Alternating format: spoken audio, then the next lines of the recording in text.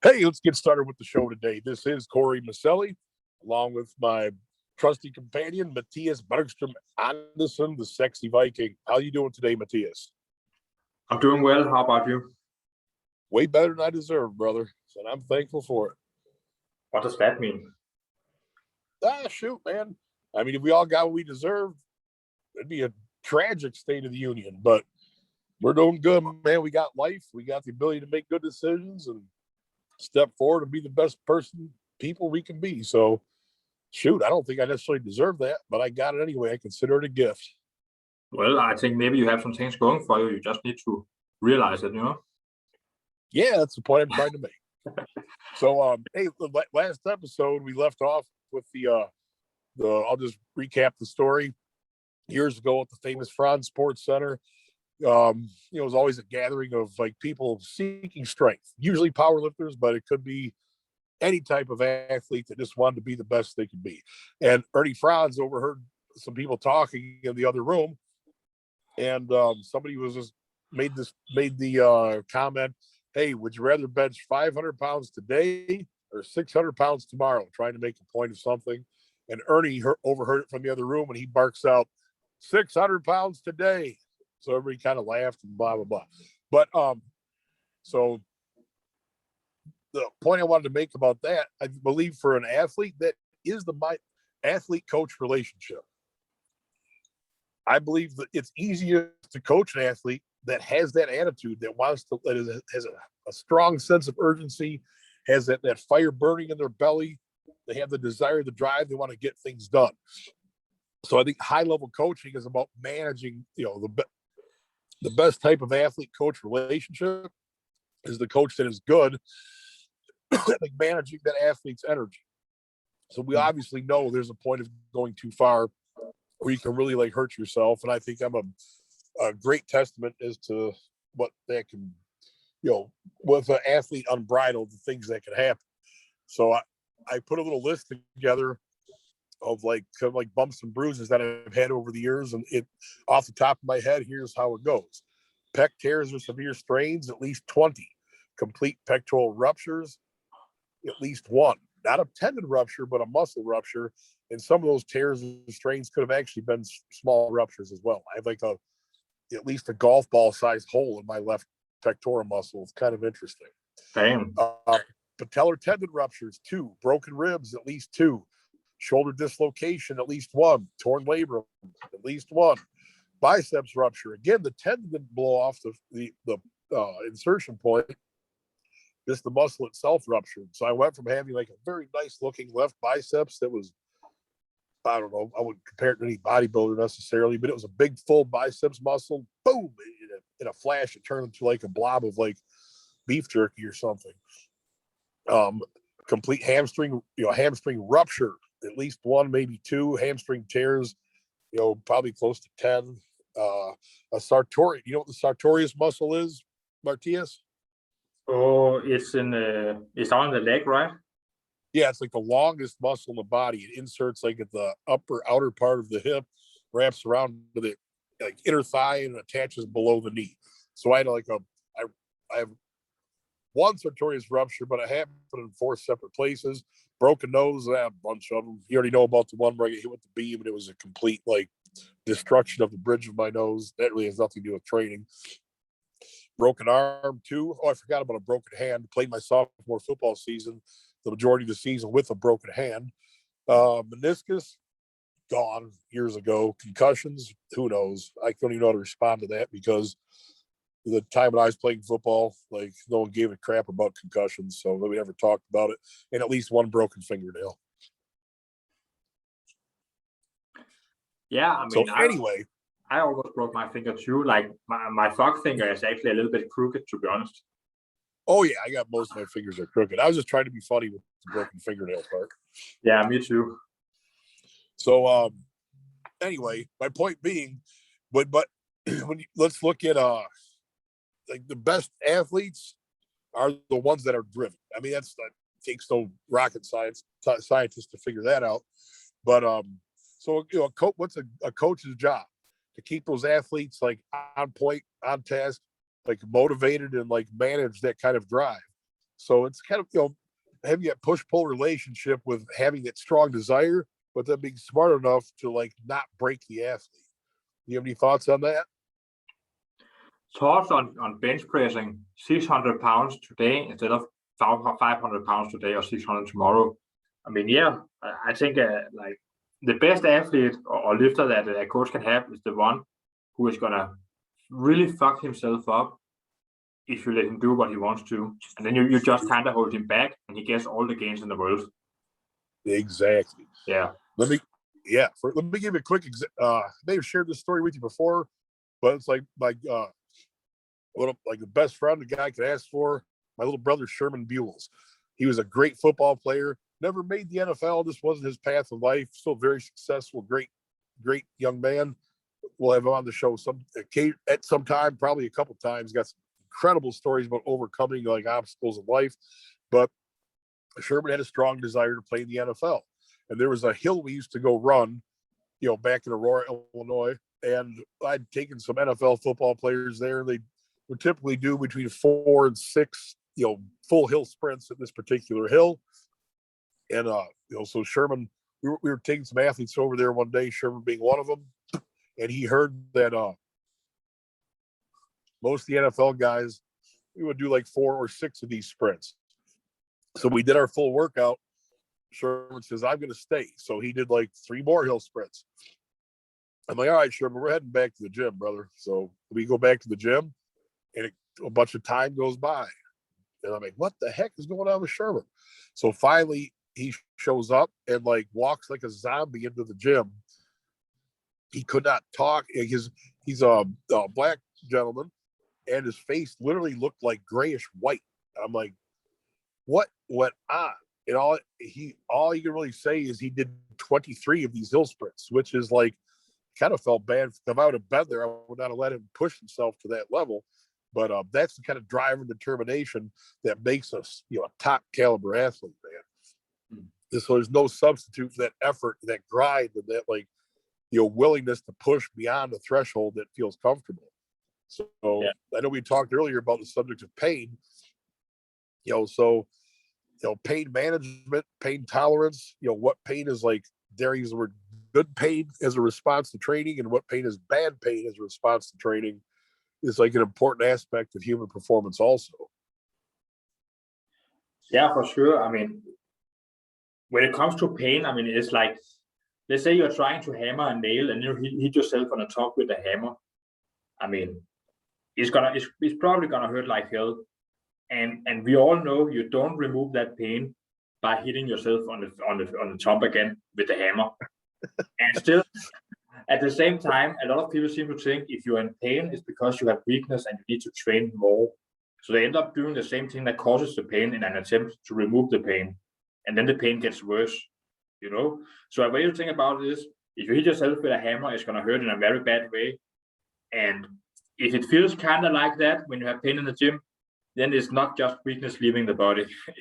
It's a sign you have to either change your technique or just fucking stop or move on to another exercise, another muscle group or whatever, But if it doesn't feel that way, if it just feels like, well, this is a new stimulus that I'm not used to, and it kind of hurts in a way, but it doesn't really feel wrong or bad, well, then maybe it's just a muscle or a tendon or a ligament that's trying to adapt to it, and you just have to not push too hard, but you still need to do something, and then you come in next day and it's probably not going to hurt again because now your body knows what to expect. Yeah, so like there's toughness, and then there's like damage to the body. So, well, let me give you an example. Here's this. Tell me what you think of this, Matthias. So, a famous football player that I really looked up to just from his grit, his determination, and his just his absolute badass performances on the field. A guy named Ronnie Lott. Anybody that's a fan of American football, they know who Ronnie Lott is. There's a famous story of him. He got his hand caught between 2 helmets on a play, and bang, his finger was hanging like it was not like this broken. It was pretty much torn off. So he went out to the sideline and his finger's dangling. So he literally puts his pinky finger in his mouth, boom, pulls it off the rest of his hand. throws it to the trainer and is like, keep this on ice. We'll deal with this after the game, bandage it up and finish the game. Now that's pretty freaking tough. And they, successfully put his finger back on. I don't know exactly how it functioned afterwards, but it was just his pinky finger. So to me, that's like the extreme of like being tough and playing through some pain that would certainly sideline most athletes. What are your thoughts on that? I think he has probably been through some trouble in his life, He has probably had some joint pain, muscle pain, maybe some injuries that he has learned to just, I don't know, have a functional life despite being burdened, with pain. Oh, yeah. And I mean, like there are ways to do that. There are ways not to do that, Yeah. I mean, evidently, his way of handling it is pretty undeniable. So, it's very impressive. Pardon me? It's very impressive. Yeah, very impressive. So the famous football coach Randy Melvin, who I was fortunate enough to have coach me as a high school athlete, went on to be this the Super Bowl champion coach. He was personally like a national champion athlete as a college football player. Helped coach the Canadian Football League championship. The guy is like a winner through and through. And one of his famous lines was pain makes cowards of most men. So there, to be a great athlete, your pain tolerance, typically has to be incredibly high. With that said, that's where like balance comes in. Is that pain going to lead to like detrimental long-term damage, or is that pain truly a temporary thing and just being a badass like warrior and getting through it the right thing to do? So each situation is unique, but high pain tolerance and the great athlete are pretty much, they go hand in hand. And I'm looking forward to getting our guest Alex Viata on, because I think he can add a lot to that subject. So I'm going to come back to that subject when we do have Alex on as a guest. Just saying. Yeah, he has a lot to say about like the ratio of like how much time do you spend really kind of punishing yourself and teaching yourself to be tough by training much harder than you need to, and when do you kind of train like as little as possible while making progress, and then over time harder and harder, Yeah, absolutely. Yeah. I mean, an extreme example would be difference, go through the Navy SEALs training with like broken bones, like bones floating around in his knee, stuff like that, and just suffering through it and getting through hell week 3 times, and running 200 miles and all that stuff. I mean, crazy shit running down his legs, blood running down through his underpants, and I mean, he spent years just really improving his psychological like ability to just keep on going and work towards your goals. And I think a lot of that training was way too risky, and then like probably a waste of time. But that is in the same way, he kind of needed to go through it to get from where he was at a very low stage, a very bad environment, and a very bad father, stuff like that, and become like a very, very functional adult, Right. I hear you. Who can do very, very extreme things with success, like broke the world record for pull-ups, for example. Yeah, I remember. Do you remember the gentleman's name? The professional strongman who has the overhead, I think the clean and press record, or just what the heck is his name? Some guy like the number one overhead press strongman guy. Big C. What's his name? Citrunas Savickas. Yes, that guy. Yeah. And I remember like Bill Kazmaier was announcing the contest, and someone said, well, he had this injury in the last contest and blah blah, whatever it was, and he did set the world record that day. But Bill Kazmaier basically added some commentary. He's like, well, what most people don't realize watching these events is all these pro strongmen are constantly like managing some type of injury that's fairly devastating, that would like most human beings would just like need like a month of bed rest, but these guys are like getting ready for a competition the next day, managing torn muscles, whatever ridiculous like painful injuries that would sideline most people are just naturally part of the game for a guy, for example, that is like a pro strongman. Yeah, and like Bill Kazmaier, he deadlifted like halfway through a competition or two-thirds of the way through, maybe. He deadlifted like 400 kilos with 2 torn hamstrings. That is absolutely incredible. He Wow, caught I didn't know that. He caught so much shit for using bad technique, kind of like a stiff-legged deadlift. But I mean, what was he supposed to do? He just broke his hamstring earlier in the competition. Then he did another event, broke the other hamstring. Then he had to deadlift. Wow. Like, yeah, it's incredible, man. How else was he supposed to do it? Like, right. but people are hating, too high hips. You don't know how to deadlift, I mean, they can't do it. Right. Yeah, I did not know that's like ridiculous. Like the average human being is not going to do that. I remember there was like some famous gymnast back like in the 70s or 80s, and all he needed was one more one more, I think it was like what's the thing where they swing from the chin up bar, they're doing all those different stunts, the high bars, I forget what it's called. You know what I'm talking about. In gymnastics where the men are like jumping from like chin up bar to chin up bar, doing like flips over the thing, and then at the very end they've got to like launch themselves in the air and land and do a perfect landing. I don't know, acrobatics, circus. Yeah, I forget what it's called. Pardon my ignorance on that. But the point of the story is, this guy had like literally a broken leg, so he did a full, flying like 10 feet in the air and landing. He had to like hit some kind of score to secure his gold medal, but with a broken leg. So during the actual event of like spinning over the bar and like doing the majority of the work that you get your score, broken leg probably isn't going to affect you that badly. But landing, flying 10 feet in the air and sticking a perfect landing is a big part of the score too. Like if you fall into a crappy landing, you're not going to have a good score at all. So this guy, like, at the end of his event, flew through the air, bang, stuck a perfect landing, raised his hands and did it, all the correct way with a broken leg. So yeah, and like all these like biomechanists, physiotherapists, all that, they talked about, yeah, you have to do certain things to avoid injuries, but also there are a lot of randomness in the movements where sometimes you're just very unlucky and you get hurt, or you land a little bit wrong. Like a gymnast, you might land a little bit wrong and get an injury, and then you have to go through all this rehabilitation. It's like, yeah, well, this guy just secured his gold medal with a 10-feet jump and with a broken leg. So I mean, right. That's what you really have to be. Oh yeah, you gotta be built different for that, man.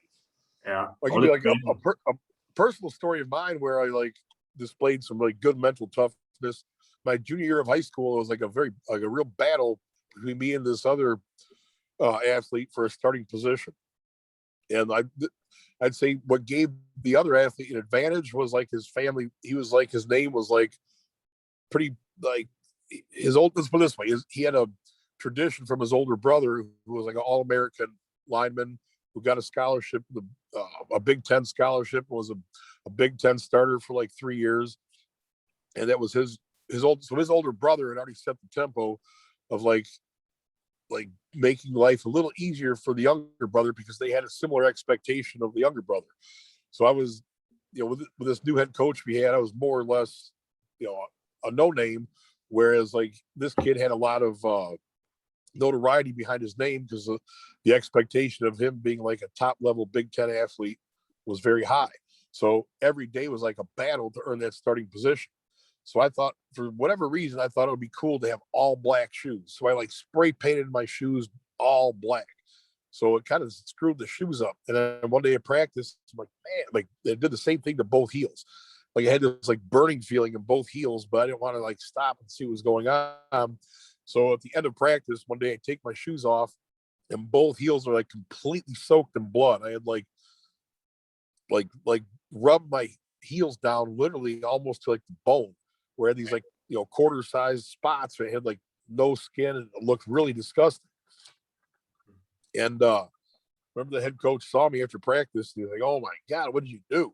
This guy, that's a whole separate story of the coach's attitude. We'll get to that later. But I was like, what I do? I said, just told him what I did. He's like, "Well, that's going to take a while to heal." So I think that was like the morning practice. And then all of a sudden the afternoon practice comes around. I went to the trainer. Trainer's like, what do you want me to do about that? I said, I don't know, but I got to practice. So he just put some weird like pads on it and a bunch of like weird green Vaseline looking stuff. So the coach sees me out there at practice. He's like, Miceli, what are you doing? And I was like, what do you mean, what am I doing? He's like, well, how are you out here? And so he, like, even though this coach generally, like, really at his core, he did not like me, I like earned some undeniable respect from him.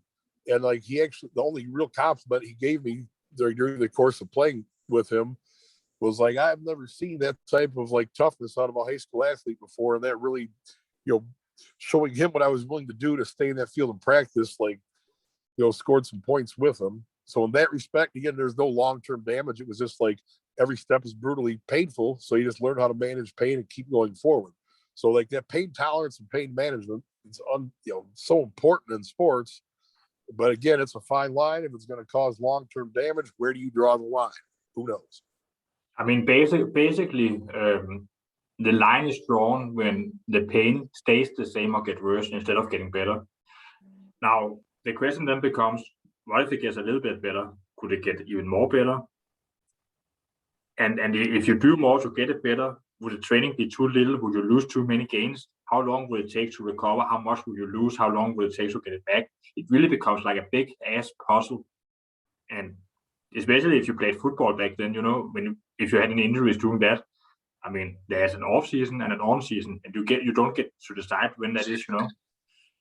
Yep, exactly. So the decision I made was just to gut it out, keep going forward. And in that respect, I think it was, dare I say, I don't know if smart is the right word, but yeah, if it wasn't for fighting through that and like, keeping, staying on the field, I think it would have really changed the path of my football career. So that, in that respect, I think I made the right decision to keep going.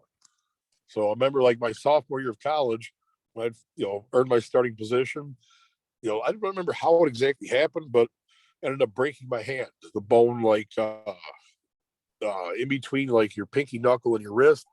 And that bone broke like significantly. It was like crunching and floating around. In the position I played, offensive line, every single play, you have to use your hands to strike your opponent, sometimes multiple times. So again, I was like, I could make a decision. I could like sit back and rest, lose my starting position, or just suck it up and keep going. So I decided to suck it up and keep going. So played the whole season with a broken hand. And the son of a gun, that bone really didn't heal until recently. I finally like got sick of that bone kind of floating around in my hand and like really addressed the rehab, like whatever, a couple decades after the fact. So like, I don't know, just take it for what it's worth. Was that a smart decision or a poor decision? Well, it's really no long-term damage, and it did heal. It just made each and every play that much more painful. Yeah. I also think that the answer to that question can only be given by you, to be honest, because I mean, there is a prize, there is a reward, there is like a healing process, there is the result of the game. I mean, only you know in retrospect if it was worth it. And yeah, but I don't regret it one bit. Which actually says a lot about what the answer is. And I mean, back then there were very few other than yourself who would have any type of accuracy on what the best decision would be anyway, because at the end of the day, it comes back to you. I mean, maybe your coach has a better answer, but a lot of your teammates won't. Maybe your coach is wrong even. I mean, pain is very complex. There are so many answers a lot of people want to give, but at the end of the day, no one can really know. Yeah, this is Eric. I want you. Here's an interesting thing about pain. Also, obviously, there's different types of pain. Can you even describe, like, can you even like articulate what the feeling of pain even is? We know pain is pain, but it's like almost impossible to describe it in words. Try to describe pain in words. It's very hard. Shooting pain, sharp pain, like irritating pain, burning pain. I hear you, but again, those aren't even all the types of pain, and the rest of the types of pain are really hard to describe. I mean, I remember the first time I was asked, "What type of pain do you feel?" I was like, "Is it like a sharp pain?" Well, yeah, kind of. And I right. to this day, And I got help from other people who weren't even physiotherapists, like this person was, who knew a lot better. And I believe I know better about my situation back then than he did, because I've learned so much since then. And I mean, to this day, I have no fucking clue what he used that answer for. Right. So, no idea. Yeah, I hear you. So I mean, most sports, especially we're talking about like the more intense sports like football, fighting, wrestling, things of that nature, powerlifting too. I think like a lot of people I think that is a big deciding factor in the success of a strength athlete is how they can like handle the pain. I mean, the shit is painful. And I think that's another reason, like, let's talk, I don't know if assuming some of our listeners know the difference between raw powerlifting and equipped powerlifting.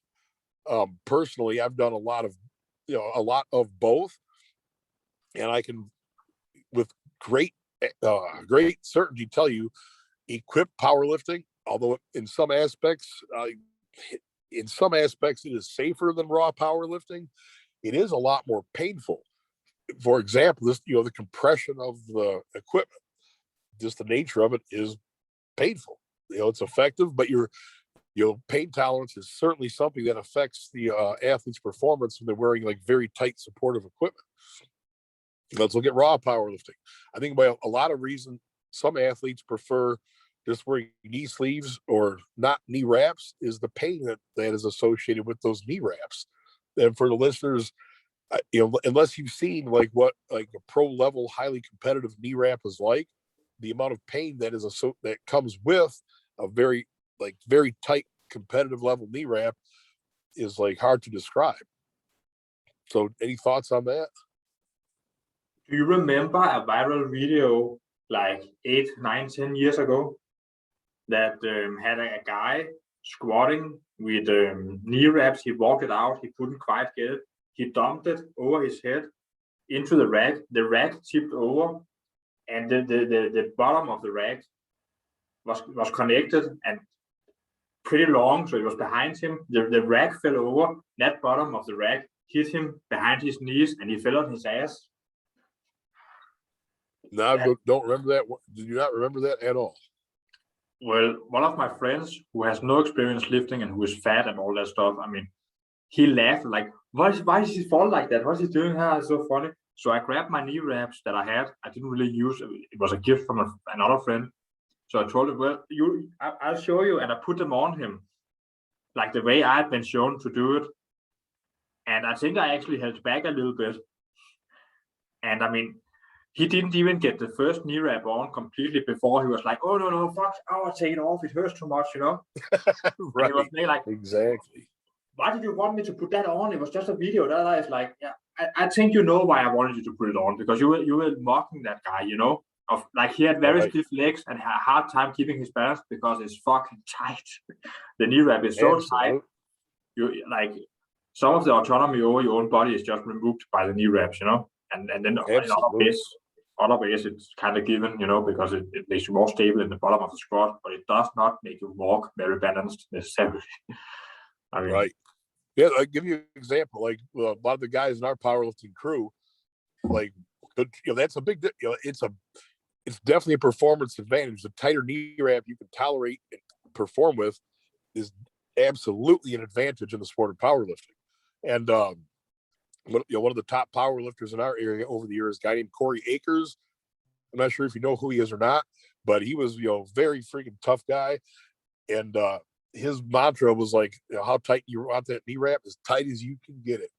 So like literally the type of tension I would like wrap Corey's knees with would literally like damage, hurt a normal person. But he had like acclimated to that tight wrap over many years of training. So one of my proudest moments as like a handler for a power lifter in a meet was Corey was I think he's ended up squatting like 1076 that day or something like that. It was a big squat. And I was so proud because no one ever wrapped Corey too tight. So as I was like, finishing up that knee wrap, he put his hand up. He's like, that's tight enough. So I thought that was pretty cool. I I do consider myself, and the proof is in the pudding, that I am one of the best like powerlifting knee wrap specialists in the game. So to finally get to the point where I had Corey Akers, former world record holder, all those things, tell me, hey, that's tight enough. Let me know I was finally like doing the job that was like top of the world. I mean, it's pretty funny that you become an expert kind of by hurting people more than other people can hurt them. Well, yeah, to a point, I guess.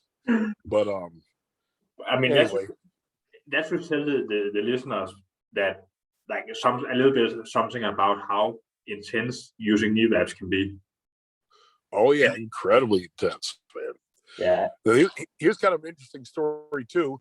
Like the person that does not have experience in the game, for example, I remember, the famous lifter Eric Lillybridge. His typical, his typical division was knee wrap division. Remember, someone made a comment of like, "Oh yeah, you like if you couldn't wear those knee wraps, you wouldn't squat nearly as much as you could, or whatever." They just like dogged, saying, "Yeah, you're just relying on the knee wraps. Without knee wraps, you couldn't squat shit." So I know Eric he speaks with action more than words.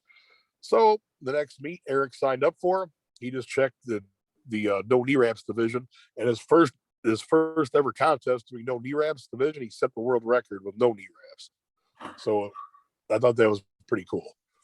Yeah, it's kind of like people told me that my form sucked on bent over rows because I used some momentum, like I was cheating, but they couldn't even do it with 2 plates. I could warm up 20 reps with 2 plates and then go to like 3 plates and then rock that shit, Oh yeah. Yeah, just because I was acclimated to the heavy weight, and I can imagine it was the same for Eric with the squats. Yep, you better believe it. Yeah. I remember one time, just like I saw him do a 955-pound squat in training with no knee wraps. And honestly, I'm sure if you would have kept focusing on the no knee wrap squat, I'm quite confident he could do in excess of 1,000. It's just at what point do you want to take that risk, because there's no question that knee wraps add an element of like security and safety and stability to the squat. So at what point, his main arena of competition was with knee wraps, so he just did the no knee wraps competition maybe a couple times. Do you think also it can be dangerous to use knee wraps? I mean, if the wrap is applied properly, I don't think so. I think it's always, assuming it's a appropriately applied knee wrap, even in an incredibly tight fashion, I'd say it's going to be safer with the knee wraps. Just the compression, the stability that you get for that joint is just going to be safer. Period. It's something like you want to wrap it like in an X across the kneecap and focus most of the time to wrap around the joints. You want to do it like below the knee, on top of the knee, right? Instead of like on the kneecap, right? Man, there's just different strategies for different people, and that's so I can give you the different stuff. I don't know if this is interesting to the listeners at all, but hopefully it is.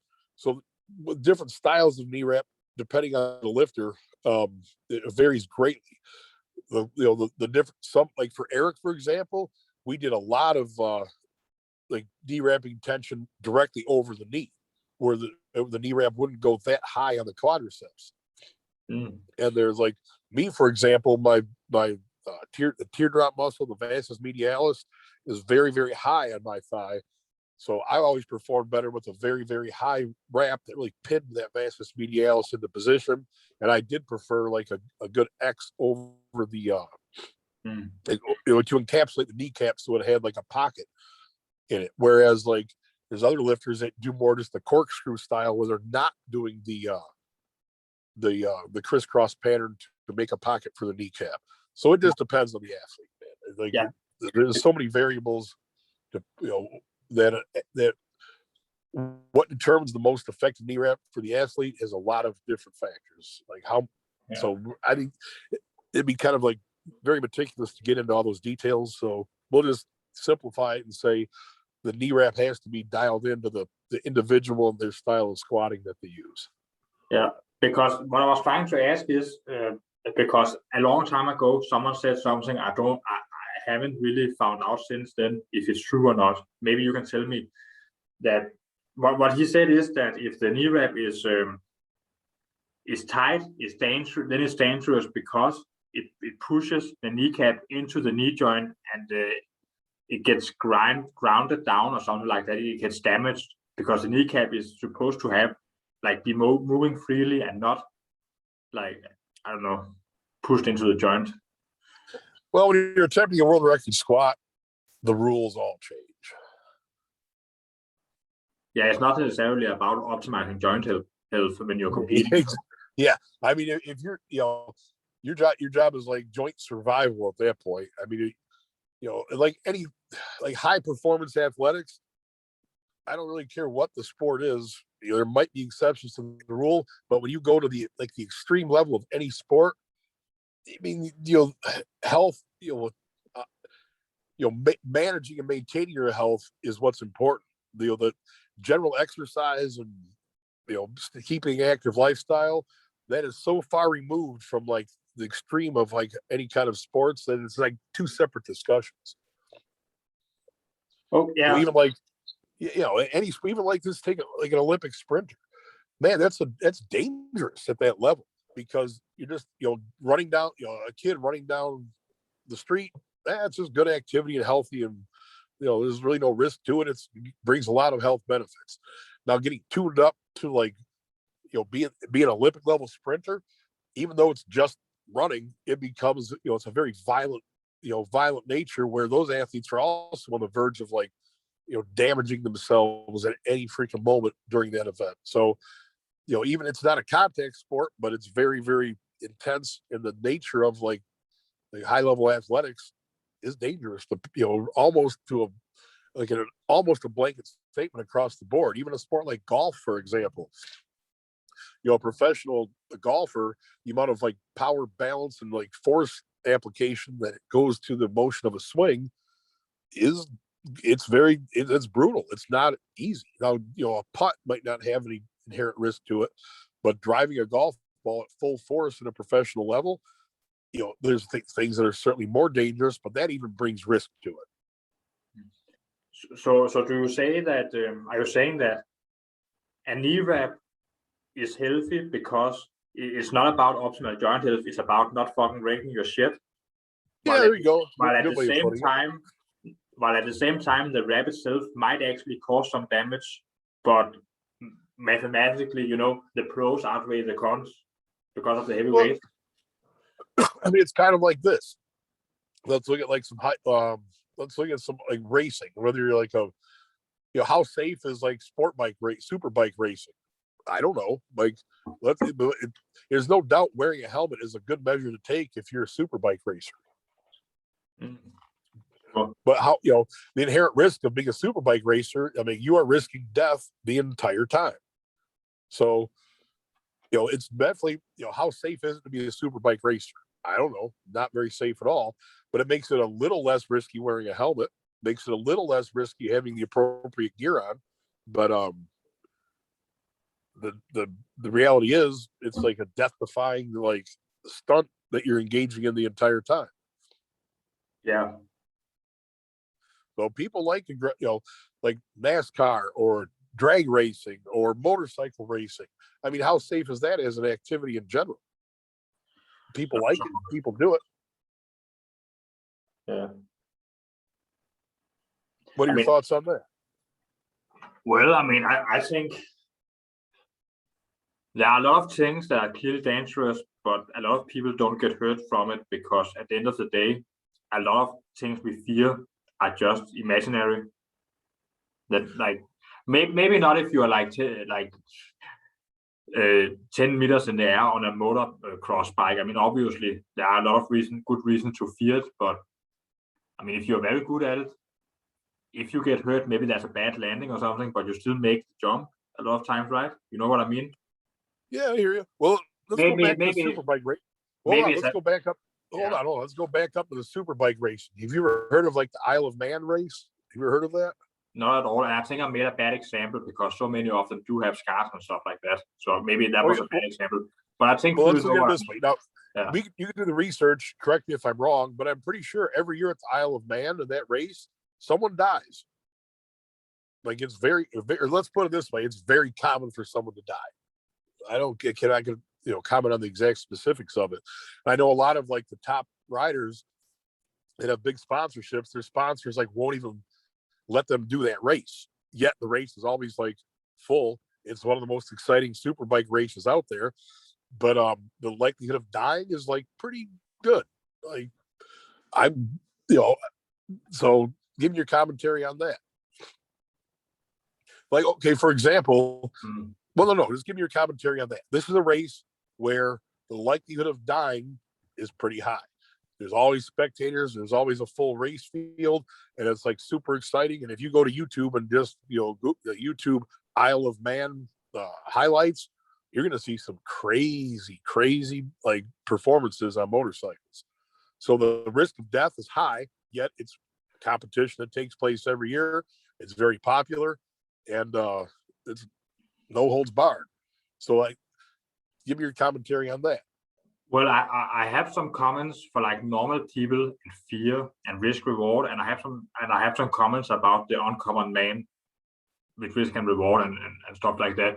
I mean, generally speaking, for normal people, they fear a lot of shit, and a lot of it is based on, oh, does he like me? Does he not like me? Do this person hate me? Blah blah blah. Or they think they're gonna try and lift their weight when they are not that strong to begin with. They aren't training that hard. They haven't really learned all that hardcore stuff yet. And it's like, I'm afraid to lift it because I might get injured. Stuff like that. A lot of people, like for most people, maybe 95% of all fears are just imagination. There are things that are never gonna happen. And I mean, sure, you might get injured, but not with squatting a barbell with 5 kilos on each side, stuff like that. And then there are the people who get out of their comfort zone. There are the David Goggins, there are the super bike racer, there are the kickboxers, all those types of guys. There are the soldiers. I mean, a lot of it is a matter of honor. It's a matter of like wanting to push yourself. It's a matter of wanting to prove yourself. So yeah, there are things to fear, like a broken hand, a concussion. Still, you are alive. Super biking, I don't really know about. Risk of dying, sure. Western style Viking fighting, where they don't have to wear armor because it's not that dangerous. But still, I know a guy who had his testicle amputated from a very soft blow. I've heard of one guy who lost his eye. So it's still pretty risky. I mean, a long time ago, people used to go to war. Men used to go to war as a way to prove themselves, as a way to like earn a good woman who would take care of him, give him good children, help him pass on his genetics. Like it was a type of honor system. You had to do something, you had to achieve something, you had to risk something, and that made you, in a way, better than all other men, more competitive. Oh yeah. I think there's still an element of that today, where in order to get to the higher echelons of society, you have to fucking achieve something. You have to risk something. You have to risk your health for a while, actually. You have to work a lot of long, hard hours. You have to push yourself to the gym. I mean, good luck getting rich and thinking you're going to get a great wife and great, successful children if you don't even go to the gym and build yourself up and have a form of like a strong character that comes with pushing yourself, in several different ways. Good luck with it. Well, good luck being a fat man who doesn't really have a strong character and thinks he has to spend a lot of money on beautiful women to get up. Like, no, you have to do sports. You have to push yourself. You have to learn how to think for yourself. Like play chess. Goddammit. A lot of people don't play chess anymore, and a lot of people don't really push themselves. It's just yeah. Hold on, Matthias. Let me jump in here. Like, for example, I forget exactly where I read this or saw this, but most people that claim to be peaceful people, they're not peaceful. They're just not capable of doing anything. Where to truly be a peaceful man means you're a man of like, at some level, you're a very dangerous, highly potent man capable of incredible violence, yet you are choosing the route of peace. Yeah. Whereas, kind of a flaccid person who is not really even capable of a lot of violence they're not really making a decision to be peaceful. It's like they have to be peaceful because that's their only option. Whereas a truly peaceful man is potentially a very dangerous man. And that, so there's another guest we're going to have on named Rich Seldo. Big brother of mine, took me in when I was younger, taught me a lot of lessons. And he is, at this point in his life, he is absolutely a very peaceful man. Yet, if push comes to shove, he is potentially the most dangerous human being I know. So, I don't know if that ties it exactly to what you're saying. It does. It's a big part of the foundation of the man I'm talking about, who is ready to risk it all for what he truly wants, and therefore people respect him, admire him, love him. They want to do business with him. They want to make a family with him. All that stuff. I mean, the people who are peaceful but unable to be dangerous, they are the sarcastic people. They are the. Be that as it may, I'm not trying to throw anyone. Right, not everybody's necessarily built to be that way. I'm not really trying to knock anybody. I'm just giving you like a general commentary on like what the true definition of being peaceful is. I mean, maybe they just haven't built themselves up to it, because I mean, I know people who have always like abhorred violence, but they have still fucking stomped a motherfucker in the face when they had to, or kick someone, punch someone's teeth out. I mean, I have a friend who invests money for me and stuff like that. He grew up around gangsters in a neighborhood between different neighborhoods with different gangs, and his friends ended up becoming gangbangers and stuff like that. And he didn't like it. He kind of hung out with them. He learned how to make money on the internet, so he made some money for them here and there. But he took a distance from them. He didn't want to roll with them. They were always trying to fight people, and sometimes he would get into fights because he was in that group, and they sought out a fight with other people for no good reason. And it was like he had to at least punch someone in the face just to kind of be part of the group, kind of have their back, so they would have his back, But after a little while, he pulled away. He quickly made excuses not to go out with them to other cities and stuff like that, because he didn't want it. I mean, someone actually broke his wife's nose. He said something stupid to her. She made a snarky remark back to him. He punched her. So naturally, he punched him several times in the face. He probably lost a 2-for-2. I mean, he has done something like that when he had to, and he always hated violence. I understand.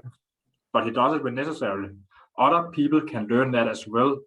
That's what they do in the army. They take the new recruits, they teach them to fucking punch each other, so that they can kind of get out of the system that kind of like inhibition that holds them back from attacking, because it's so unnatural to a lot of them.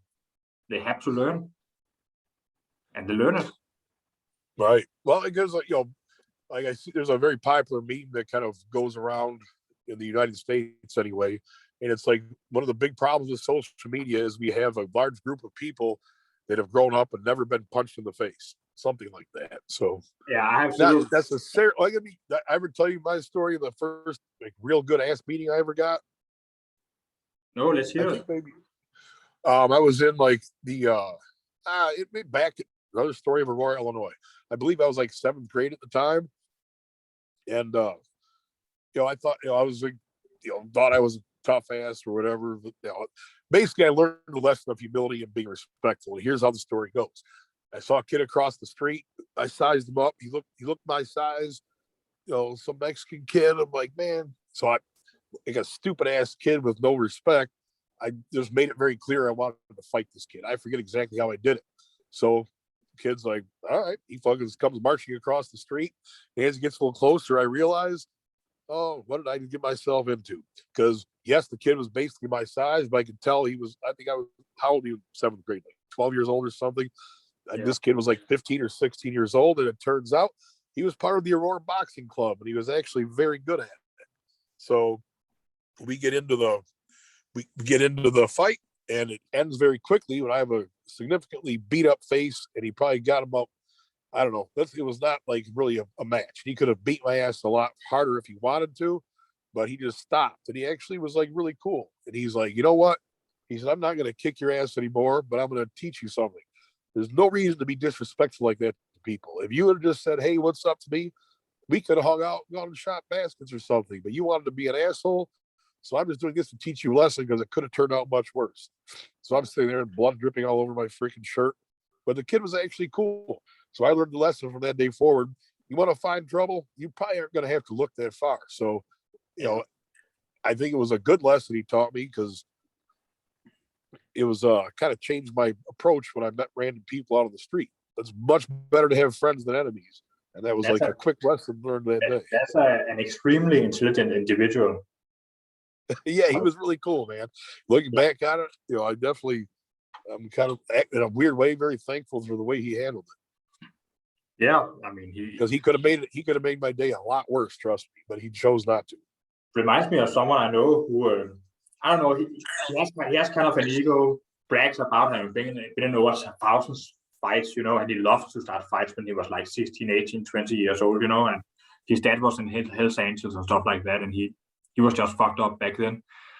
And when I've hung out with him a little bit, if someone was acting weird or something like that, he would just give them a shoulder as he walked past them. If they weren't moving a little bit out of the way, like he was walking up and down the street, he would just not move the last little bit, and they would catch his shoulder, stuff like that. Oh, yeah. And he would tell me, look, I feel like I have to, because that way they learn not to do it again. I could be a fucking psycho if Copenhagen is actually a violent part of town where some gangs hang out a lot, go to the bar, stuff like that. The wrong person would have sliced his throat up, And right. Even though it doesn't happen that much, it happens a lot more in certain parts of Copenhagen than almost any other parts of Denmark. Right. So, I mean, let's wrap up. Right, I understand. Let's here, we're gonna wrap today's show up with another story I think is kind of an entertaining story. Yeah, that's sure. I was hanging out with my friend Tom Kraus, and Tom was kind of he had a lot of experience fighting. I'll get into some of those stories at another day, but Tom was a wrestler, football player, power lifter, eventually became a great Olympic weightlifter, and very fierce, naturally competitive nature. And he just flat out liked combat sports. He liked fighting, he liked boxing, all those things. We were hanging out one night, and we met a young guy that was a wrestler for the University of Iowa. And if you know anything about wrestling, University of Iowa is one of the top wrestling programs year after year after year after year, famous. So if you're part of the Iowa wrestling team, you are tough. You are taught not to back down. You are like, they produce a tremendous amount of awesome wrestlers year after year after year. So we were just kind of hanging out and kind of talking. The kid was talking about wrestling and all this stuff. And just out of the blue, my friend Tom looks at the guy. He's like, "Hey, would you like to fight?" And the kid was like, "Yeah, let's go fight." Now, keep in mind, these guys were getting along. They were like having a good time talking to each other and swapping stories. And at a moment, notice they both just agreed to go fight. I'm like, oh, here we go. Man, I wish it was a day we had videotape, because we walk out to the behind where the parking lot was. There's like a nice smooth area, and I'm like, all right. So my job was to referee this thing. I don't want to see anyone get permanently damaged. These guys are not mad at each other. They're just fighting for just a contest. Man, this fight was it was like the street fighter with grit versus the polished, college athlete. And this fight went on for a while. I don't remember exactly how long, but these guys were both at their limit, getting very fatigued. And overall, the kid from Iowa kept having the upper hand. But finally, as they got fatigued, my friend Tom got this big surge of energy and somehow got the guy in a scissor lock with his head. And he punched him once in the face, held his hand up. Instead of just beating him to bludgeoning him to death, he just said, "Are we done?" And the kid was so exhausted, and he had no way to escape the position. He just said, "Yeah, we're done." So, boom, it was but I'm not saying that's a good thing. I'm not saying it's a bad thing. I'm just saying it's something that happened, and it was one of the most incredible fights to watch I've ever seen. On par with any MMA fight I've seen on TV. And my friend Tom was so freaking exhausted at the end of this thing. I had to literally pick him up and put him in the back of his own car. So there's really no point to that story other than, these guys just decided to have a contest of honor. And it was neither one of them really won or lost, because they both battled to the end. Technically my friend Tom won, but I don't know. That's kind of take it for what it's worth. That's just an experience that I witnessed that was very memorable. They are both the kind of athlete a great coach wants to help out. There you go. Simply put. All right. Well, hey, Matthias, that is a wrap for today's show. Yeah. And like to any parting thoughts? Any what? Any parting thoughts? I think we pretty much covered it. Be a fucking man or woman. Have some dignity, have some self-respect. Become dangerous, yet peaceful. Level up. Absolutely. Wherever you're at, level up. You can learn it. Learn whatever you want to do. You can get better at it. There you go. All right, Wade, I appreciate you guys taking the time to listen. My direct phone number, 360-939-7652. Rap Fiend Radio continues to roll after this show. Check it out. Your old school classics, new hits, everything in between. Some cool independent artists coming your way. All right, peace. Much love to everybody. We'll talk to you soon.